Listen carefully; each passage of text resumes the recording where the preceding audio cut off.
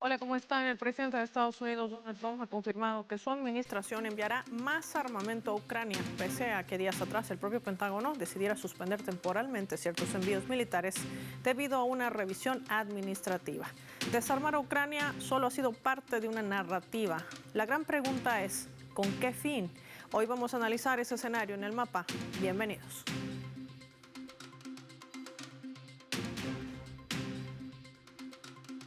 Les proponemos desplegar nuestro mapa y revisar algunos datos claves para entender todo este panorama. Armamentos proporcionados por Estados Unidos a Ucrania. Vamos a identificar a ese país de color amarillo, y hay que decir que desde el inicio de la operación militar especial desplegada por Rusia el año 2022 para la desmilitarización y desnazificación de ese territorio, Estados Unidos ha venido suministrando aproximadamente más de 66,000 millones de dólares. Todo esto en la administración de Joe Biden, y gran parte del armamento, entre ellas, hablamos de defensa antiaérea, 12 NASAMS y más de 3,000 misiles Stinger, 21 radares antiaéreos, 200 obuses de artillería de 155 milímetros, más 3 millones de proyectiles de ese calibre, 72 lanzadores de 105 milímetros y 1 millón de obuses de ese mismo calibre, así como cientos de miles de proyectiles de distintas marcas. Que esto ha generado también la confluencia no solamente de armamento militar estadounidense, sino también europeo. A la lista se suma más de 120,000 armas, municiones, vehículos blindados, misiles antitanque guiados, 500 millones de cartuchos, granadas, helicópteros E-17, el diseño soviético, y una gran cantidad de aviones no tripulados, tanques Abrams, entre otros vehículos que además han sido de alta tensión y polémica que ha generado, y las reacciones, por supuesto, que también no se dejaron esperar por parte del Kremlin. Todo esto ante el avance también de la Organización Transatlántica del Norte, la OTAN, donde además se ha brindado adiestramiento técnico y capacitación inclusive para volar los famosos F-16. Seguimos sumando datos en torno a este conflicto desatado al este de Europa. Hay que recordar que a raíz de un informe que evacuó el Pentágono, la administración de Trump no había renovado un nuevo paquete de armas para Kiev, sobre todo en ciertos tipos específicos de armamento que Washington había prometido suministrar a Ucrania, para realizar una revisión y asegurarse que el Pentágono no se perjudique ayudando a otros países. Entre ese lote de ayuda militar para Ucrania, que se quedó retenida en Polonia, se encontraban 92 misiles aire-aire, también 30 interceptores tierra-aire Patriot, 8,496 proyectiles de obuses de 155 milímetros, 142 misiles aire-tierra, los Hellfire, y 252 misiles GMERS, 25 misiles de tierra y aire Stinger, y 125 lanzagranadas AT-4. Pero el lunes se generó un giro en la Casa Blanca mientras Donald Trump se reunía con el primer ministro de Israel, Benjamin Netanyahu. Allí el presidente anunciaba que enviará más armas a Kiev. Explicó que los envíos incluirán principalmente armamento defensivo, sin detallar fechas o volúmenes específicos. Las fuentes del Pentágono citadas por medios locales señalaban que entre los materiales afectados por esa suspensión se encontraban interceptores para los sistemas Patriot, proyectiles de artillería guiada y misiles aire-tierra compatibles con aviones F-16 de fabricación estadounidense. Esto está marcando también reacciones dentro del propio Kremlin, y de esto vamos a hablar hoy en medio de la propuesta también que le hacía Netanyahu para que Donald Trump recibiese el Premio Nobel de la Paz. ¿Qué está pasando en esa parte del mundo? Hoy lo analizamos con nuestros invitados. Desde la Argentina nos acompaña analista político, experto también en análisis geopolítico, Cristian Lamesa, con nosotros en el mapa de Telesur. Cristian, bienvenido, qué gusto recibirte. Un placer para mí estar con vos, Paola, y con la audiencia de Telesur. Cristian, analicemos este aspecto que quizás no extraña, pero que genera también tensión dentro de esa narrativa, de esa guerra cognitiva que además ha emprendido la administración de Trump y que la ha manejado de alguna manera a través también de plataformas digitales. ¿Por qué decide retroceder en este paso? ¿Por qué cambiar su narrativa de desarmar a Ucrania y de un momento a otro dice vamos a enviar más armamento y lo hace inclusive acompañado del mayor representante del sionismo en el mundo, como es Benjamin Netanyahu. Ese punto que vos remarcás, Paola, es tan interesante que yo creo que también, acá estamos obviamente en el terreno de las conjeturas y la especulación, pero que haya sido hechas esas declaraciones con Benjamín Netanyahu presente, yo no sé hasta qué punto no puede ser una advertencia velada al líder judío. ¿Por qué lo digo? Sabemos muy bien que la relación entre Trump y Netanyahu no es lo más cordial que sin duda desearía Netanyahu. Podemos recordar que hace algún tiempo Donald Trump retuiteó unas declaraciones de Jeffrey Sachs en la cual decía que con palabras muy fuertes, que no voy a repetir para no ser maleducado, pero le decía que era el hijo de una mala madre, por suavizar el término, a Netanyahu, y que había metido a los Estados Unidos o intentado involucrarla en innumerables guerras. Esto lo retuitea Trump en su momento, haciendo suyas estas palabras. Y podemos recordar también incluso un encuentro en el Salón Oval que fue bastante tenso. También no hay que dejar de tener en cuenta cuando en un desafío abierto hacia el republicano, Netanyahu inicia ese ataque a la República Islámica del Irán, contraviniendo lo que le había recomendado Trump, que era esperar a la última ronda de negociaciones que se iba a dar el 15 de junio, y el 13, 2 días antes, hace ese ataque Netanyahu. Entonces, y teniendo en cuenta que ese armamento que estaba en Polonia esperando para ser dirigido hacia Ucrania, fue desviado a Israel para dotar nuevamente al Estado hebreo de grandes cantidades de armamento defensivo, especialmente, que sabemos que en esa guerra de los 12 días sufrió muchísimo Israel y tuvo pérdidas muy grandes de material bélico que tiene que reponer. Entonces, en ese momento se desvía ese armamento que iba a Ucrania, se desvía a Israel, y yo no sé hasta qué punto, porque ahora esto hay que ponerlo en todo el contexto internacional, están propiciándose nuevamente los diálogos entre Irán y los Estados Unidos con muy buenas perspectivas por las dos partes, con declaraciones favorables a esto, e Israel vuelve a la carga diciendo que existe la posibilidad de que ataquen si Irán, genera reanuda el programa nuclear. Entonces, no sé hasta qué punto, por eso decía, no puede ser una amenaza velada al líder judío de que la ayuda de Estados Unidos puede detenerse y volver a Ucrania. Y en el contexto propio de Ucrania, de Rusia, y hay que tener en cuenta que el Kremlin no ha dado una respuesta concreta en este aspecto, porque hay que separar muy bien lo que dice Trump de lo que hace finalmente. Y hay que resaltar que en todo momento habló de armamento defensivo, no ofensivo, son cosas muy distintas, y en un contexto en el que los avances de Rusia están siendo realmente considerables, está sufriendo realmente Kiev incursiones muy precisas y muy numerosas, que realmente están dejando en evidencia que el agotamiento de los arsenales de Kiev ya son realmente notorios. De todo esto también llama la atención por estas negociaciones cuando Donald Trump decía justamente el 4 de julio, el día de la independencia de los Estados Unidos, de que estaba muy molesto con el presidente Putin porque no había llegado a mayores acuerdos pese a esa conversación telefónica y pese también a la imposición que está marcando en este momento una de las figuras claves ahora dentro de este conflicto y que sale a flote, a la luz, como es Benjamin Netanyahu, el sionismo, ese lobby que también maneja los conflictos armados en el planeta, una estrategia que sigue enriqueciendo justamente a los complejos militares armamentísticos, a esa industria de la guerra y de la muerte. ¿Qué decir sobre este punto clave de esas negociaciones? ¿Podrán avanzar en medio de este nuevo escenario? Hablamos de las negociaciones Irán-Estados Unidos, Paula. De las negociaciones, de ese punto de contacto que ha mantenido Kiev con Rusia, que ha permitido el intercambio, recordemos, de manera principal de prisioneros, algo que ha venido vulnerando también el régimen de Kiev, porque se sabe que varios de los militares rusos retenidos no solamente han sido asesinados, violando el derecho internacional humanitario, sino también sometidos a torturas, no solamente físicas, sino también psicológicas. A esas conversaciones me refiero.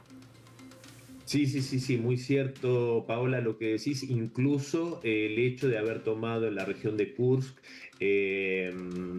como prisioneros y rehenes a ciudadanos civiles rusos por parte del régimen de Zelensky. Yo creo que bueno, a ver, yo creo que esta retirada de apoyo en el mismo contexto, obviamente, la derivación de armas a Israel en su guerra de los 12 días, pero también un poco, a ver, Donald Trump, a mi modo de ver, está navegando entre dos aguas. Tiene por un lado su proyecto en el cual yo estoy convencido que al presidente Putin personalmente y a Rusia como Estado lo ve más como un socio y un potencial aliado que como un adversario. En este sentido, eso es su proyecto, el proyecto geopolítico que tiene Donald Trump en la cabeza. Y por el otro lado, que tiene que hacer frente también a una oposición, incluso dentro de su mismo partido, vamos a personificarlo con Lindsey Graham, con ese senador ultra belicista y ultra rusófobo, pero de los cuales necesita votos y apoyo en la Cámara de Representantes y en el Senado. Entonces, en ese sentido, yo creo que también no descarto cierta conexión y juego en equipo, por decirlo de algún modo, entre el Kremlin y la Casa Blanca. Y estas declaraciones que en un momento van para un sentido y en otro momento para el otro, haciendo equilibrio entre esas fuerzas internas que tiene el lobby armamentístico, el lobby judío. Sabemos que son lobbies muy poderosos dentro de Estados Unidos. También sabemos que Donald Trump al inicio de su gobierno abrió muchos frentes, lo vimos con el tema de la USAID. Vemos que también frenó ahí en vez de profundizar, quedó, pero hay muchas más cosas podridas. Aparte de los USAID está la NED y otras organizaciones de ese tipo. Entonces, yo creo que, a ver, las conversaciones, volviendo a tu pregunta original, no hay interés por parte de Kiev de que eso tenga éxito, porque los patrocinadores de Kiev, en este momento los patrocinadores europeos globalistas, no tienen interés de que haya paz con Rusia. En ese sentido, yo creo que la forma que primero buscó Trump fue un acuerdo negociado en el cual incluso Steve Witkoff dijo que que la única salida era justamente el reconocimiento internacional de las 5 nuevas regiones de Rusia, la neutralidad de Ucrania, o sea, taxativamente todo lo que pide Rusia. Y esto obviamente es rechazado tajantemente por Ucrania. Entonces el otro mecanismo es dejar que se agoten, quitarles el armamento y que se vayan agotando solos. Esto está siendo más largo de lo que se preveía y yo creo que a pesar de estas declaraciones de Trump y de vuelta, vuelvo a reiterar, una cosa es lo que dice, hay que ver lo que hace en definitiva. En ese sentido, yo creo que vamos a ver cómo termina respondiendo. También es muy interesante, que también lo decía, con esto cierro, Paola, siempre a las declaraciones de Trump, la respuesta rusa, si hay respuesta, si no hay y de qué tenor. Yo creo que eso es importante tenerlo en cuenta, pero yo no le pongo muchas expectativas a las negociaciones, porque evidentemente Kiev y Zelensky también se aferra al poder y ese poder tiene que ver con mantener esta situación de guerra. Así funciona la falsa narrativa de Occidente, que tanto habla de paz y que inclusive el propio Netanyahu ha nominado a Donald Trump como posible ganador del Premio Nobel de la Paz. Habría que revisar los antecedentes que uno tendría que cumplir para llevarse ese galardón, lo voy a denominar así, en estos tiempos tan conflictivos del mundo. Gracias, Cristian, por tu tiempo y tu análisis para el mapa. Marquemos nosotros una pausa. Al regreso, revisemos qué implicará y qué se mide en esa balanza para dar este giro que ha emprendido Donald Trump para rearmar a Ucrania en medio de esas negociaciones que mantiene Kiev con Rusia. Lo vemos al volver, no sin antes revisar nuestra escala.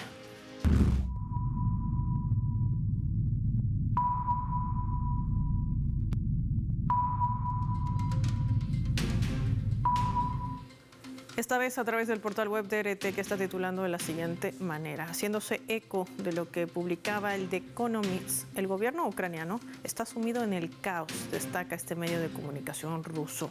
El régimen ucraniano está sumido en una creciente lucha interna que amenaza con hacer más daño al país que el actual conflicto armado con Rusia. Informa The Economist. El medio indica que la lucha interna en el gobierno del régimen de Kiev se produce en medio de la exitosa ofensiva que emprende el ejército ruso y la suspensión de la ayuda militar estadounidense, que estaba marcada desde el 1 de julio y que hoy ha cambiado, ha dado un giro. Trump ha anunciado que enviará más armamento defensivo, que podría además cambiar la manera en la que se está avisorando este escenario para el gobierno de Volodymyr Zelensky, ya la segunda persona más poderosa de ese país, dentro de esta intriga que ha marcado también el gobierno de Zelensky. Se revelan preocupantes declaraciones de ese telón, del fondo de una fractura política interna, las purgas y las luchas que podrían desentrañar también al país, pero desde adentro. Así lo está reseñando The Economist. Destaca 3 situaciones que muestran la discordia política en el gobierno ucraniano. La primera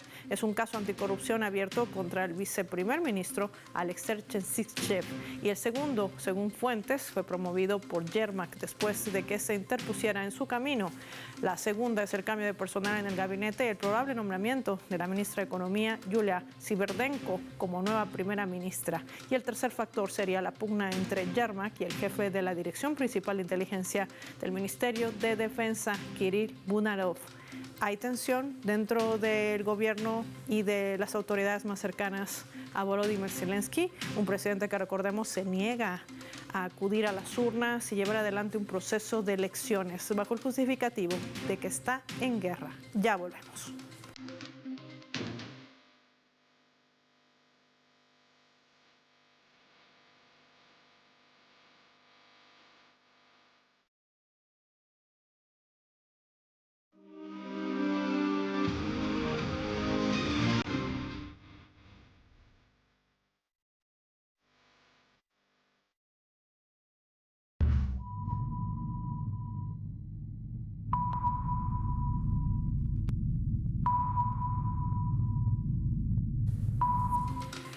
Vamos a sumar otro elemento también para el análisis a través de la fotografía. La Unión Europea está preparando un nuevo paquete de sanciones contra Rusia. Sería el más duro desde el año 2022. Así lo ha señalado el propio ministro de Asuntos Exteriores de Francia, Jean-Noël Barrot. En una entrevista también ofrecida a un medio local, señalaba que estaban a punto de concluir con éxito el paquete de sanciones más duras que hemos introducido en más de 3 años, afirmaba, indicando que el objetivo del nuevo paquete de restricciones tiene como fin obligar a Rusia a cesar el fuego para que las negociaciones puedan comenzar en serio y conducir a una paz duradera.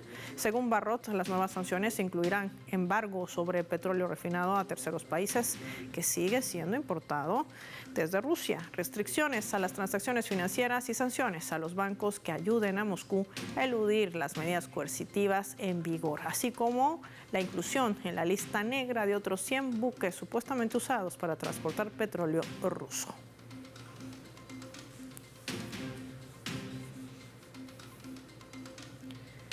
Vamos a analizar este escenario. Recibimos vía telefónica desde la Argentina. Nos acompaña Lido Leancomini, periodista, analista político internacional y también experto en geopolítica. ¿Cómo estás, Lido? Qué gusto recibirte en el mapa. Bienvenido.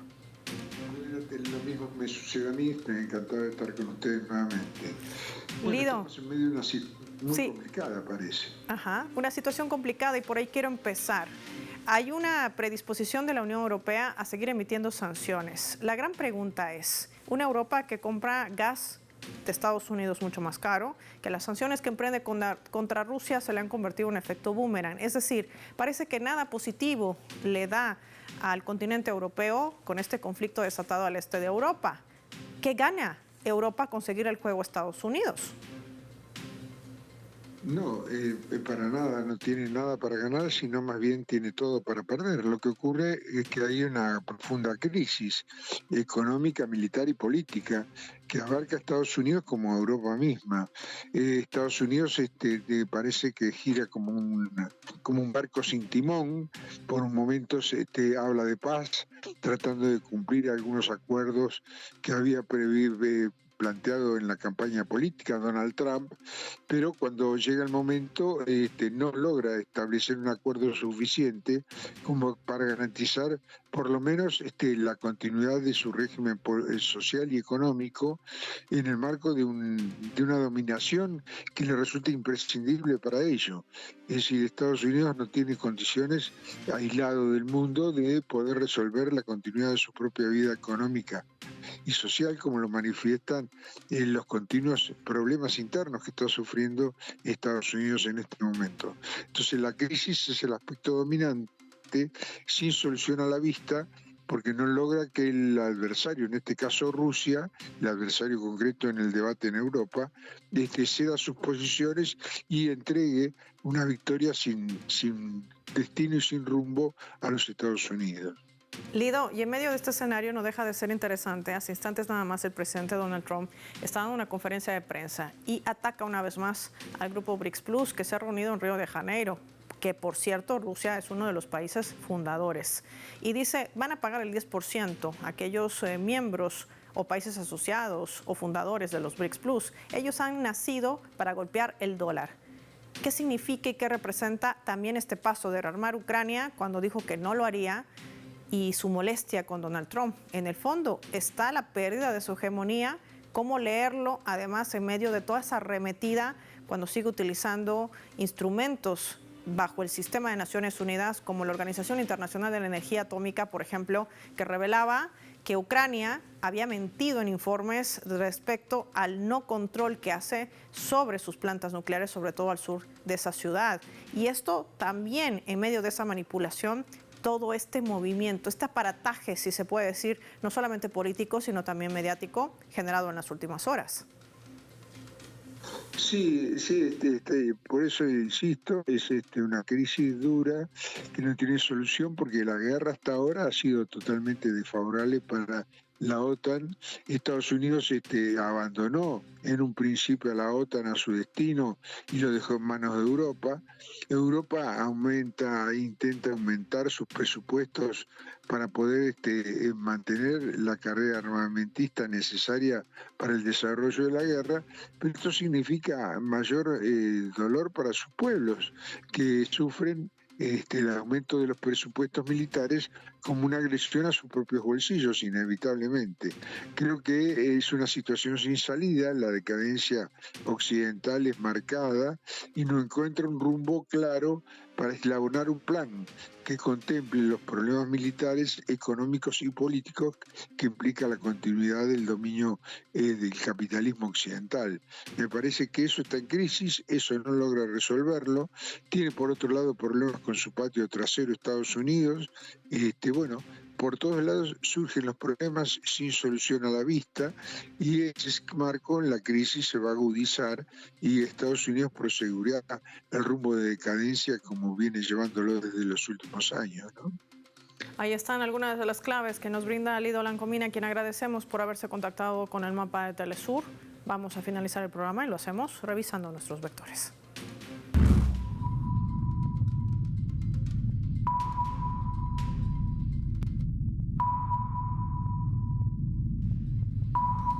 Pero nuestro radar en el mapa también ha reflejado las 3 claves sobre este tema. Vamos a revisarlos. 1. Estrategia. Trump nunca ha dejado de suministrar armas a Kiev y solo ha utilizado esta falsa narrativa para generar una especie de confianza en el terreno con Rusia.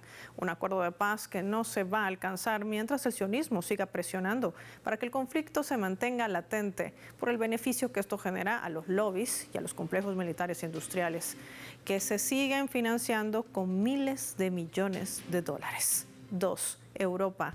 Muchos se preguntan qué gana el continente europeo con este conflicto. Si compra el gas más caro de Estados Unidos, quien la ha orillado a esta escalada y que hoy además está entre la espada y la pared, con ese incremento del gasto en defensa, tiene que destinar el 5% de su Producto Interno Bruto a la OTAN. Una OTAN que solo se vela a través de los intereses de quien la maneja y no son los europeos. Hablar de más sanciones para Rusia solo se vuelve una retórica que no les está funcionando. 3. Doble moral. Así maneja la Organización Internacional de Energía Atómica y Occidente, que han sido cómplices de ocultar la avería potencialmente catastrófica en el reactor nuclear en una planta nuclear al sur de Ucrania ya el año 2024. Y este hecho no es menor, cuando han sido revelados documentos, inclusive informes filtrados bajo el silencio de toda la comunidad internacional.